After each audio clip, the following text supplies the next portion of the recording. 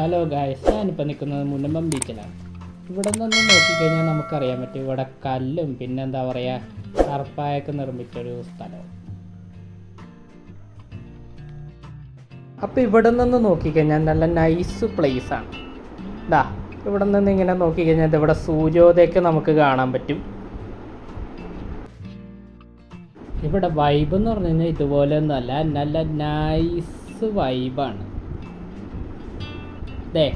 അവിടെ ഒരു ചേട്ടന് എന്താ പറയുക പാലത്തിൻ്റെ അവിടെയൊക്കെ ഇങ്ങനെ പിടിച്ചിരിക്കണണ്ട.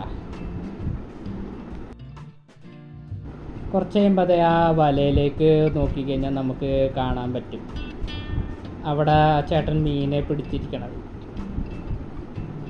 ഇപ്പോൾ അവിടെ കാക്കകളും കൊക്കുകളൊക്കെ വന്നിട്ട് മീനെ തിന്നാൻ വേണ്ടി ഇരിക്കുക. അതെ, ശരിയല്ലേ വൈശാഖി?